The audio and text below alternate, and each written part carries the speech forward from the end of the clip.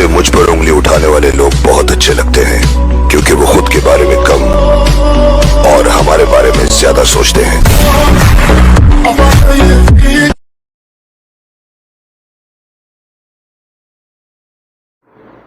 चतर सिंह जी, सबसे पहले हमारे चैनल में आपका बहुत बहुत स्वागत है।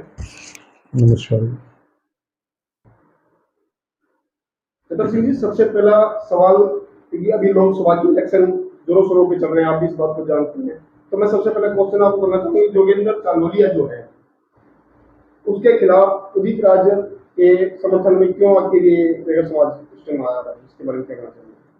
देखो जी, योगेंद्र चांदोलिया जी रेगर समाज के हैं, हाँ बिल्कुल। लेकिन रेगर समाज ने ही करोल बाग से 3 दफा, एक दफा पटेल नगर से और 2 दफा करोल बाग विधानसभा से इनको हराया। और वो इसलिए हराया क्योंकि इन्होंने समाज का पार्षद रहते हुए कोई काम नहीं करा।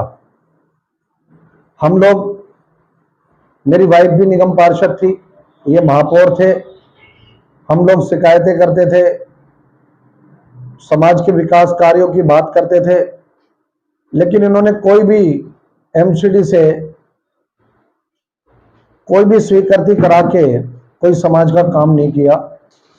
और हमारे ऊपर झूठा मुकदमा कूड़े घर का बना दिया, और इन्होंने उसको भी, झूठे मुकदमे को भी खत्म कराने के लिए कोई सहयोग नहीं किया। कूड़ा घर तोड़ के, और डॉक्टर उदित राज ने जब वो सांसद बने बाद में, तो उन्होंने 7 लाख रुपए देकर अपने फंड से एक वृद्धाश्रम बनाया। इसके लिए हम उनके कायल हैं, उनका धन्यवाद करते हैं। जी, दूसरा क्वेश्चन, आप पीछे बीजेपी से रहे हैं, बीजेपी का पूरा आपने प्रचार किया, जोरों शोरों से किया, आज ऐसी क्या नौबत आई कि आप बीजेपी से खिलाफ हैं इस टाइम? देखो जी, भारतीय जनता पार्टी में रह करके हमने 10 साल में से 9 साल नरेला जोन की 1 वोट की वजह से सरकार बनाते रहे, लेकिन ज्योति रजवाया निगम पार्षद रही, भूमि रजवाया निगम पार्षद रही, कभी कोई ऐसा सम्मान नहीं दिया कि हम समाज का काम कर सकते थे। किसी कमेटी का चेयरमैन बनाना, किसी कमेटी का कोई सम्मान नहीं दिया, और ना ही कोई काम करने की हमें कोई सम्मान दिया। और नरेंद्र मोदी जी का जन्मदिन 2018 में हमने मनाया, और तालकटोरा स्टेडियम में रेगर समाज को लेकर के हमने 10,000 लोग का कार्यक्रम किया, महायज्ञ किए। और रेगर समाज के लोग कह रहे थे कि दलित विरोधी पार्टी है, आप इसमें मत रहो, लेकिन हमने कहा नहीं, एक बार मौका देखते हैं, काम करके देखते हैं। लेकिन हमारे को प्रताड़ित किया, अपमानित किया। ये कहते तो हैं कि हम पीछे वाले आदमी को आगे लाते हैं, पंक्ति में आखिरी पंक्ति वाले व्यक्ति को, लेकिन दलित को तो आखिरी पंक्ति में भेज देते हैं और उनकी सुनाई नहीं करते, उनका सम्मान नहीं करते, उनको अपमानित किया जाता है। प्रताड़ित होने के बाद हम वापसी कांग्रेस में गए। चतर सिंह जी, जैसे अभी आपने कहा कि लालकटोरा स्टेडियम के अंदर में आपने मोदी जी का जन्मदिन मनाया, क्या वो पार्टी फंड के पैसे से बनाया, आपने निजी फंड से बनाया? नहीं, वो रेगर समाज के पैसों से बना, समाज के पैसों में वो कार्यक्रम समाज के पैसों से किया गया। तो समाज को इस बात का दुख है कि समाज के लोग को सम्मान नहीं दिया गया। कहीं ना कहीं आपको लग रहा है कि रेगर समाज को इस वक्त पीछे किया जा रहा है इस सारी राजनीति को लेकर, क्या कहना चाहेंगे इसके बारे में? भाई, रेगर समाज से यहां से टिकट भी मांग रहे थे, लेकिन बाहर से कैंडिडेट भारतीय जनता पार्टी ने करोल बाग से लेके आए, और उसका एटीट्यूड, कार्यकर्ताओं के साथ व्यवहार, और 15 साल निगम पार्षद रह के उन्होंने क्या काम किया, एक मैंने देखा है। उन्होंने ना तो ये बताया अपना परिचय पत्र में कि मैं कहाँ जन्मा, कहाँ मैं रहता हूं, क्या मैंने काम कर रहा, क्या। मैं पूछना चाहता हूं कि योगेंद्र जी, आपका क्या काम है?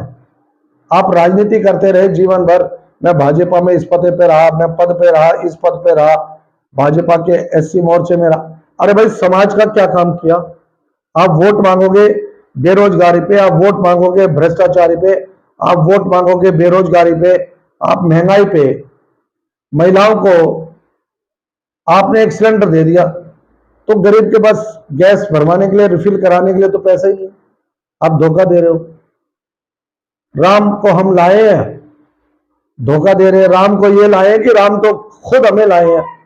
मैं भी राम भक्त हूं, हम सब लोग राम के पुजारी हैं, अनुयायी हैं, और हमें सबको होना चाहिए। चुनाव के अंदर राम जी का क्या मतलब? विकास की बात करो, आपने ये काम किया, इसने ये काम किया, इस पे होना चाहिए। मुसलमानों ने ये करा जी, हिंदुओं ने ये करा जी, अरे भाई, आप हिंदू मुसलमान पे राजनीति करोगे क्या? वो भी देश के नागरिक हैं, हिंदू भी देश के नागरिक हैं। हम सब लोग संविधान में सबको बराबर का हक है। वोट की भी वैल्यू अलग अलग नहीं है, बराबर की वैल्यू है। तो ये गलत बात है, इससे लोग दुखी हैं। एक तरफ लोकसभा के जो चुनाव है उसकी तारीख नजदीक है और दूसरी तरफ अरविंद केजरीवाल जेल में, इसके बारे में क्या बताना? देखो जी, हम जो अभी सूचनाएं मीडिया के माध्यम से, आप जैसे भाइयों के माध्यम से आ रही है, एक तो चुनाव के समय अगर वो अपराधी भी है तो जब नोटिफिकेशन हो गया, चुनाव आचार संहिता लग गई, उस समय गिरफ्तार करना ये पक्षपात है, ये फेयर इलेक्शन नहीं है, ये दबाव का इलेक्शन है, धोखे का इलेक्शन है। और जब विपक्ष रहेगा नहीं आपकी बात, आपके कारनामों को उठाने वाला, तो ये तो फेयर इलेक्शन नहीं है, ये धोखा है। और सुनने में आ रही है कि उनको इंसुलेशन नहीं दी जा रही, उनको मेडिसिन नहीं दी जा रही। तो अगर वो अत्याचार, अगर गलत आदमी भी है तो हमारे देश के संविधान में अधिकार है उसको दवाई इलाज लेने का और अपनी बात अदालत में रखने का उसको हक है। और जो मेनू है, जो शेड्यूल है, जेल के कानून कायदे हैं, उनके अनुसार काम अपराधी के साथ भी वो व्यवहार होना चाहिए। लेकिन विपक्ष पार्टी ये कह रही है कि अरविंद केजरीवाल ने लोगों की, जो दिल्ली की जनता उसको बिगाड़ दिया है, उसके युवा जो पीढ़ी है उनको बिगाड़ दिया, फ्री की आदत डाल दी है, फ्री की बिजली, फ्री का पानी देगी, इसके बारे में क्या राय है? देखो, वो पैसा बिगाड़ा नहीं, वो तो दिल्ली के ही लोगों का पैसा है। एक तरफ से फंड तो दिल्ली के ही लोगों का है, टैक्स तो दिल्ली के ही लोगों से आया, तो वो बिगाड़ने वाली बात गलत बात होगी। वो दिल्ली जिस कवि की कल्पना में जिंदगी हो प्रेम गीत, उस कवि को आज तुम नकार दो। भीगती मसों में आज, फूलती रगों में आज, आग की लपट का तुम बघार दो।